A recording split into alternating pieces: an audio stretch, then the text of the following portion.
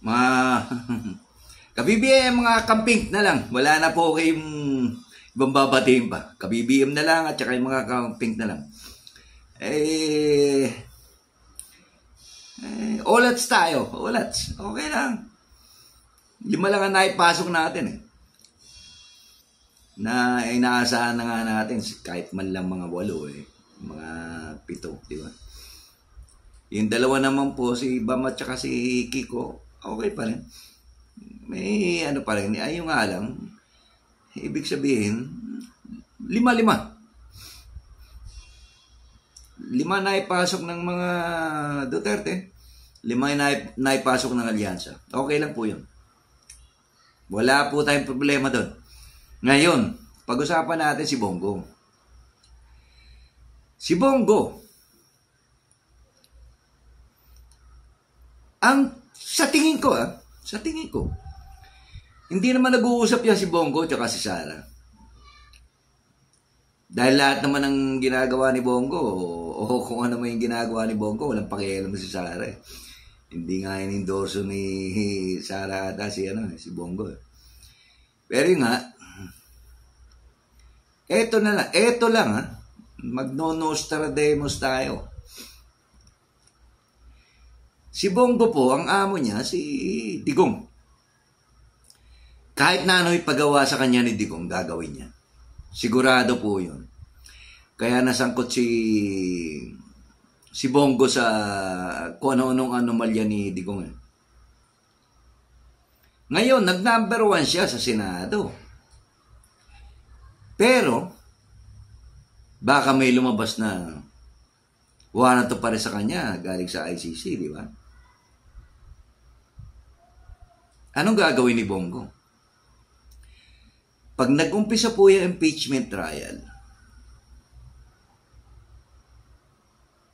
pag si Bongo po, walang kinikilingan, tapos ang laban. Iyon pong, sa tingin ko sana magkatotoo. Sana magkatotoo. Dahil isang-isa na dyan, para hindi siya ibigay ni PBBM sa ICC, ano gagawin niya? Kailangan iligtas niya rin ang sarili niya, di ba? Sabihin niyo kung mali ako. Si Bato, sigurado na yan. Si Bongo, sigurado na rin yan. Pero kung mahal niya ang pamilya niya at ayaw niyang mawalay sa pamilya niya, anong gagawin niya? Babaliktad siya. Number 1 siya. Number 1 votes sa Senado. Di ba? Pinakamaraming boto siya sa Senado. Ngayon, alam niya naman mali si Sara. Ang pinakikinggan lang ni Bongo si Digong. Anong gagawin ni Bongo? Pag si Bongo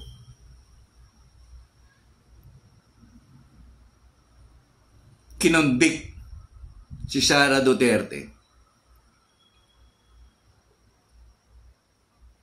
hindi na siya padadamputin ni PBBM sa ICC. Sigurado yan. Baka mag-number 1 pa siya sa pagkandidato sa 2028. Ngayon, pag na-convict si Sara sa Senado, sa impeachment trial na yan, baka ako mismo,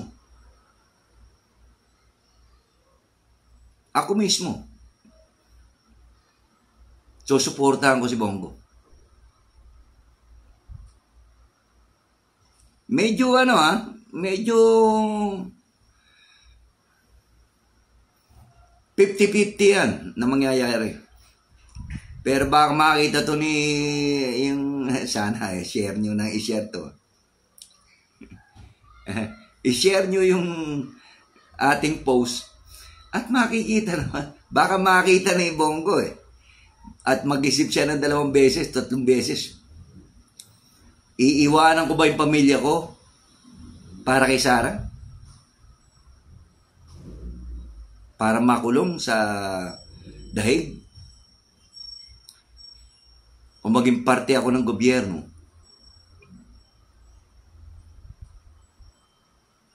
na baka dumating pa ang oras maging vice presidente ako, maging presidente ako ng Pilipinas. Ano ko yan? Prediction ko yan. Sana magkatotoo. Pero yung nga po, medyo na olats talaga tayo. Marami po kasing marami po talaga mga 55 million lang po yung bumoto Ang dami po kasi. Ang daming hindi mga bumoto. At saka yung mga kahit na kahit na mga sabihin nating mga pro-government, may kanya-kanya po kasi tayong isip. Hindi po tayo pwedeng pagsabihan kung sino yung boboto natin. Yung pong problema, meron tayong utak. Kaya hindi po nakapasok ang alyansa. Hindi po katulad nung mga DDS. Ano po sila parang Walking Dead, zombie vloggers, zombie supporters po sila. Kaya po, sa akin, hindi po talo yun pero para sa akin talo po. Natalo po tayo. Dahil meron tayong utak. Yung bang hindi natin boboto yung tao dahil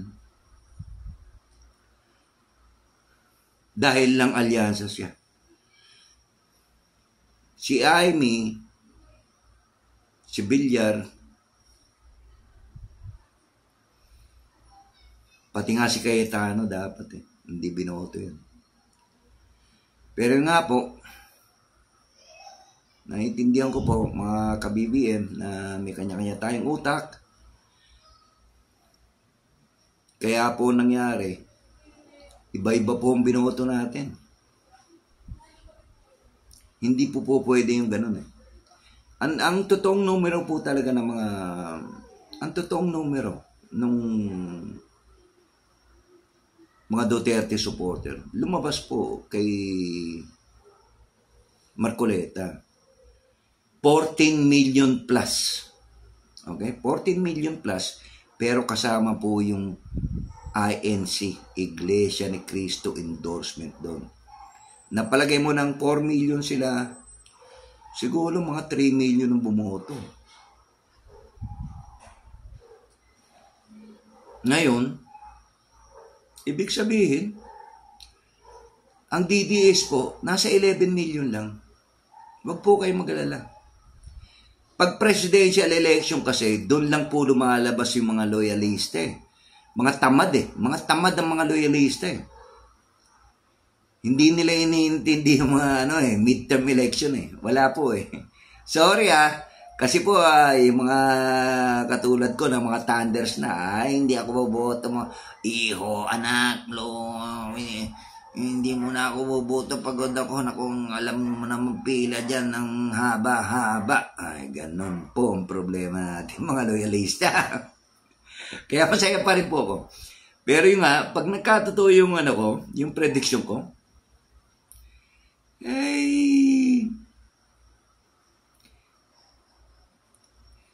kahit na outnumber tayo sa Senado, alam niyo po mangyayari. Makikita po lahat ng ebidensya at makikita po ng buong Pilipinas kung ano talaga ang ginawa nila ni Inday sa pera ng bayan. Kaya wag po tayo magalala. Laban pa rin po tayo mga ka-BBM, okay? Mga kampig. Salamat po. Good evening.